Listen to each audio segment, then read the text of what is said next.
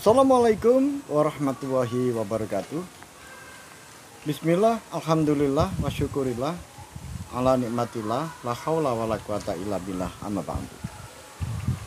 Pemirsa, ketemu kembali dengan Kilamong Putra. Salam budaya warisan Nusantara. Pemirsa dimanapun Anda berada, izinkan saya untuk melanjutkan keterangan-keterangan saya tentang keris setan kober dan sejarah perjalanannya. Pemirsa dimanapun Anda berada, di episode yang lalu disebutkan bahwa putri Pembayun, yaitu putrinya Sultan Hadiwijoyo, yang sudah sampai di hutan Pringgoloyo yang tidak jauh dari pesanggahan Pengging, dalam keadaan mau menyeberang ke Kali Opa. Nah, karena kalinya masih dalam keadaan airnya begitu deras, walaupun tidak begitu dalam. Oleh sebab itu, Putri Pembayun memerintahkan kepada Lurah Tamtomo, yaitu Lurah Bangu Putih, untuk menunggu sampai redanya air yang deras dari Sungai Opa itu.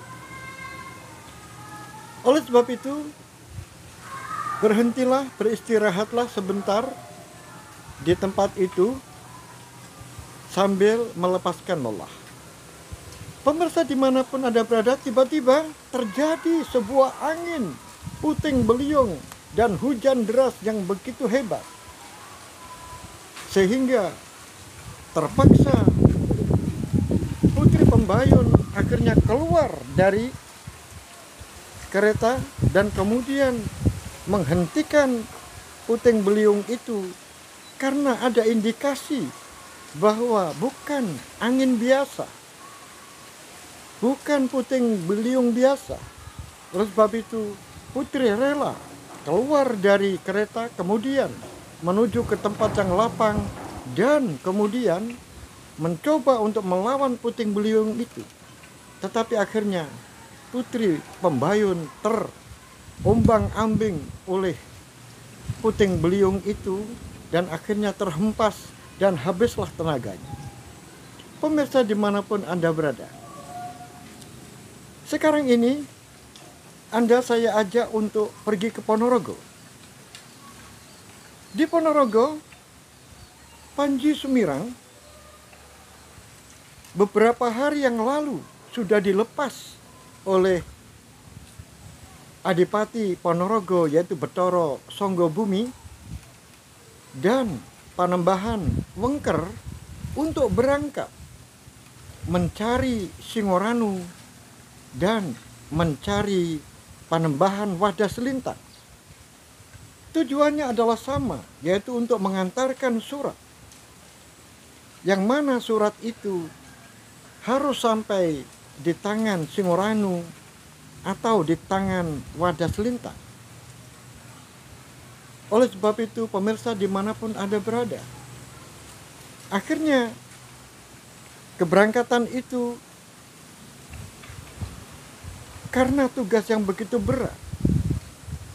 Oleh sebab itu, di sebuah padepokan milik Panembahan Wengker, yaitu Bantar Angin, kemudian Adipati Ponorogo mencoba berdiskusi dengan saudara sepupunya.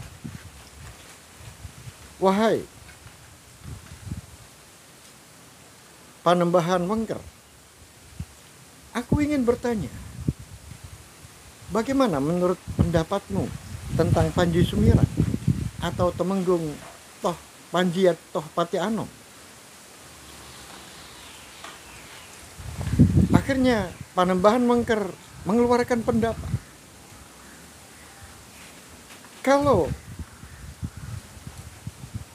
arahnya Adipati adalah tentang karakter, kejujuran, dan kesetiaan, aku bisa mengatakan bahwa Panji Sumirang atau Temenggung Panji Topati Anom ini pemuda yang memiliki karakter yang baik. Dia begitu jujur, kemudian pemberani, dan dapat dipercaya.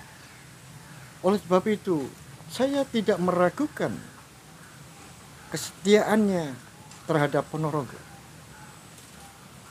Nah, itulah sebabnya sambung dari Adipati Ponorogo. Aku tertarik untuk mengambil menantu. Oleh sebab itu, aku mengulangi ucapan saya pada tempo hari yang lalu bahwa aku kepingin mengambil menantu dari Panji Sumirang ini untuk saya jodohkan dengan putriku. Wahai Kanjeng Adipati, kalau menurut saya, aku sangat setuju. Aku sangat setuju kalau Temenggung Panji Topati Anom menjadi menantu dari Adipati Ponorogo. Aku sangat mendukung. Tetapi menurut hemat saya, kita harus menunggu dulu utusan yang kita kirim ke Lumajang. Karena saya ingin tahu, dan Adipati sendiri mungkin ingin mendengar bagaimana tentang balasan surat atau pesan yang disampaikan kepada utusan, yaitu pendapatnya Pangeran Norotomo atau pendapat dari Adipati Lumajang. Oleh sebab itu, menurut pendapat saya, aku setuju andai kata nanti Adipati Betoro Songgo Bumi mengambil menantu Temenggung Panji Topati Anom. Tetapi kita harus menunggu dulu bagaimana hasil dari utusan kita yang kita kirim ke Lumajang. Baiklah, aku setuju. Aku setuju, itu kita tunggu. Tetapi saya yakin, saya berkeyakinan ada keraguan-raguan. Karena apa? Karena Adipati Lumajang sering kali melakukan pengkhianatan. Apakah kamu lupa ketika Raden Patah di saat-saat genting, di saat-saat benting ingin melakukan penyerbuan ke Brangwetan? Kemudian diulangi lagi saat Raden Trenggono ingin melakukan penyerbuan ke Brangwetan. Tiba-tiba Adipati Lumajang membelot, justru malah mendukung Brangwetan. Oleh sebab itu, keadaan-keadaan seperti itu menjadikan aku ragu-ragu atas akan kesungguhan dari Adipati Lumajang. Baiklah Bupati Adipati, saya sependapat. Kemudian saya ingin bertanya soal lain lagi. Bagaimana menurut pendapatmu? Kira-kira berhasilkah Temenggung Panji Topati Anom menghadapi dan meyakinkan Singurani, dan menghadapi dan meyakinkan Panembahan Wadas Lintang? Karena dua orang ini memiliki ilmu di atas rata-rata. Singurani kita tahu sendiri, dia memiliki keilmuan tingkat tinggi. Oleh sebab itu, tidak mudah untuk dikalahkan, tidak mudah ditaklukkan.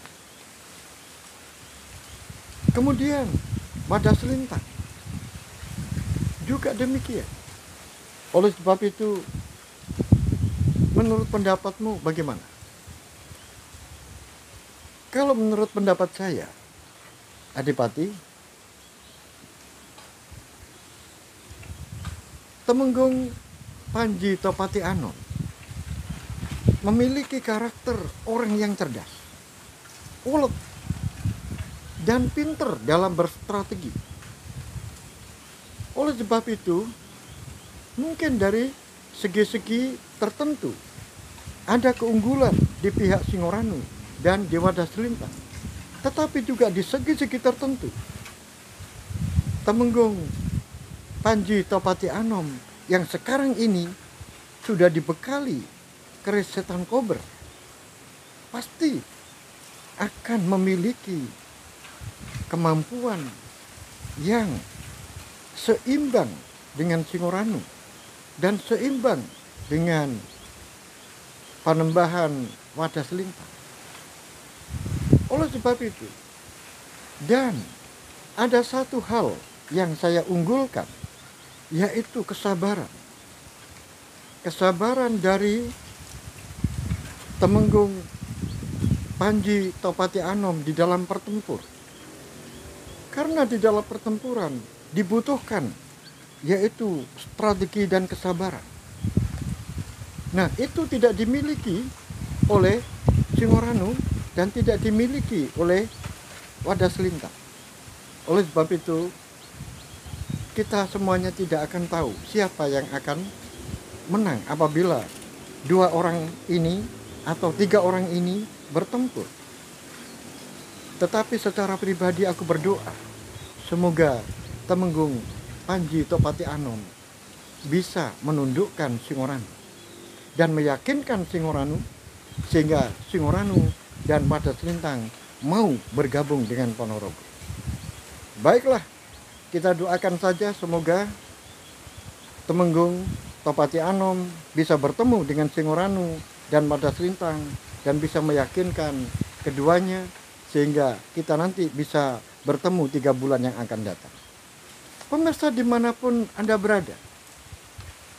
Kemudian dilanjutkan tentang bagaimanakah keadaan dari Gusti Putri Pembayun yang beberapa hari yang lalu diombang-ambingkan oleh sebuah puting beliung yang luar biasa. Akhirnya ditolonglah oleh Lurah Tamtomo Bango Putih. Dan ternyata tidak sampai pingsan. Ternyata hanya lemas saja. Badannya letih karena menguras tenaga yang begitu besar karena melawan puting beliung.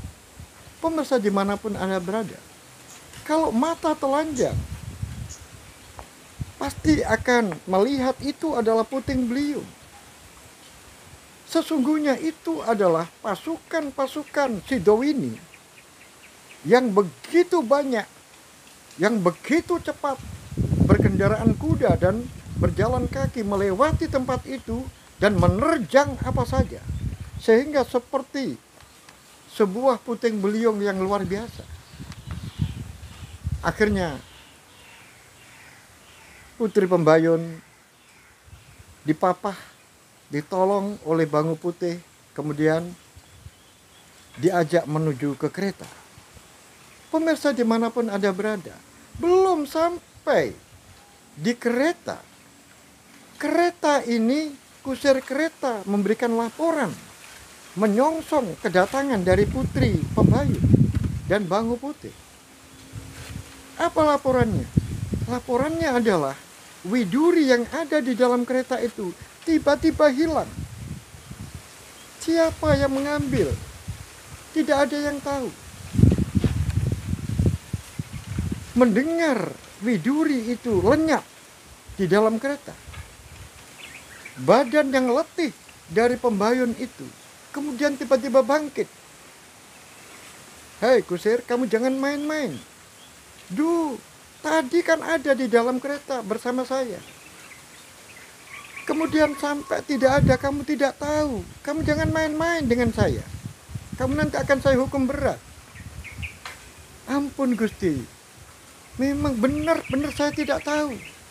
Dan saya tidak melihat sama sekali ada orang yang masuk ke sini. Benar, saya tidak berdusta.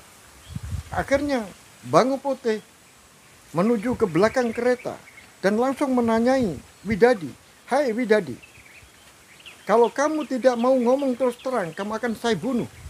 Sekarang juga."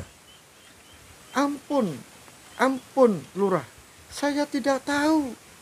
Saya tidak tahu, benar-benar saya tidak tahu.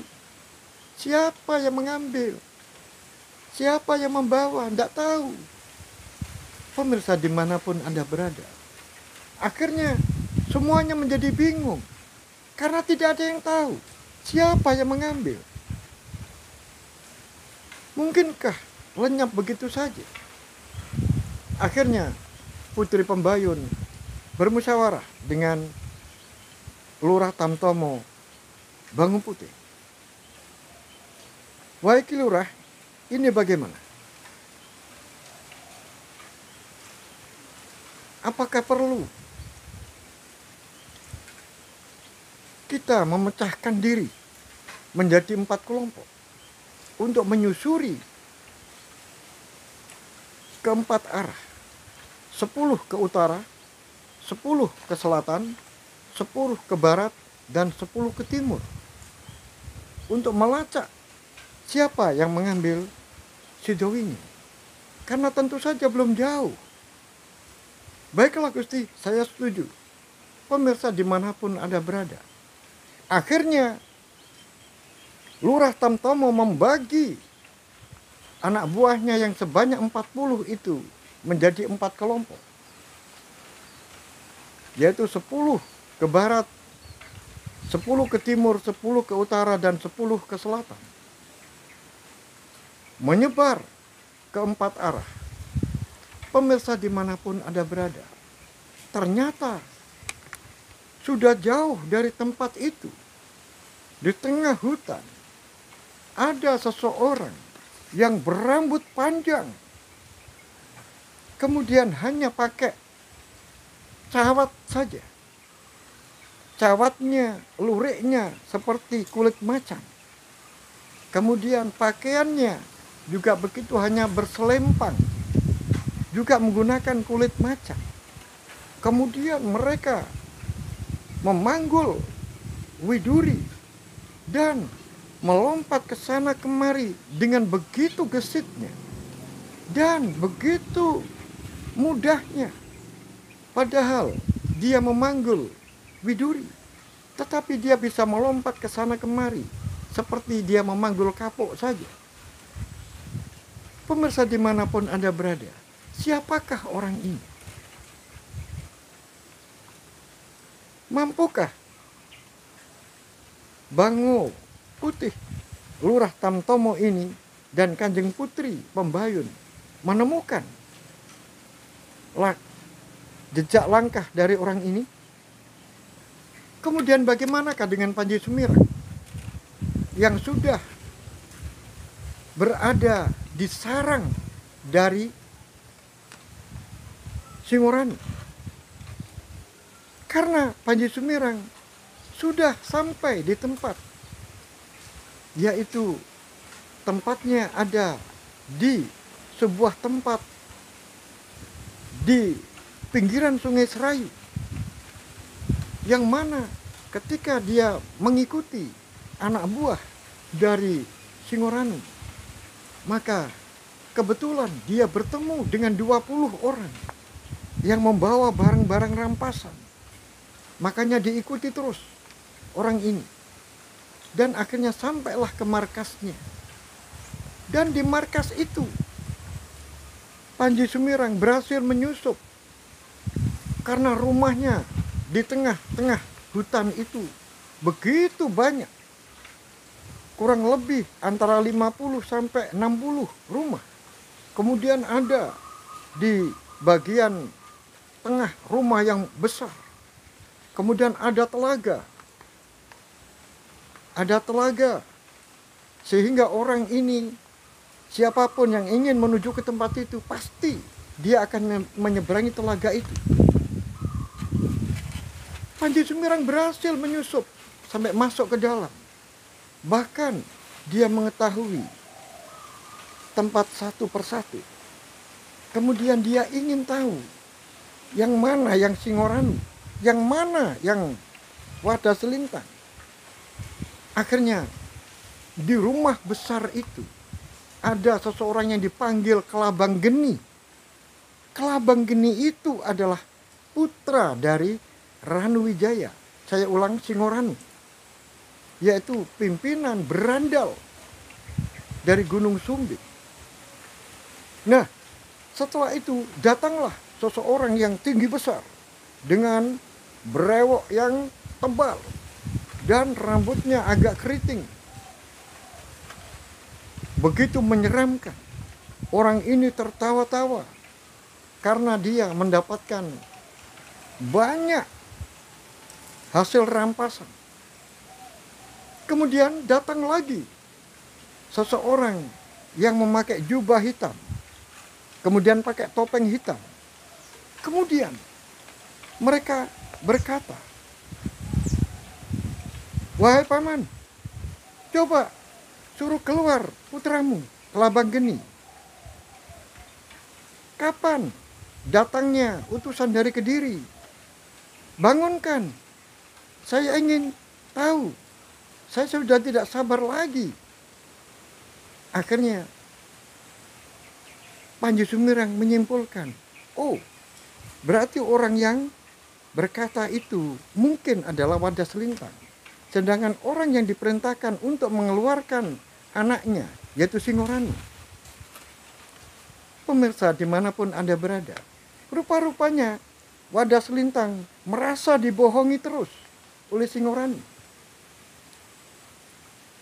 Karena diperintahkan untuk memanggil anaknya, anaknya dibilang tidak bisa keluar karena dia masih butuh tidur. Akhirnya Wadah Selintang merasa dikibuli terus oleh Singoranu dan akhirnya tidak sabar. "Wahai paman, kalau begini terus aku tidak sabar. Aku sendiri ini bisa datang langsung ke Kediri dan saya bisa langsung menemui Ranu Wijaya untuk bergabung dengan Kediri.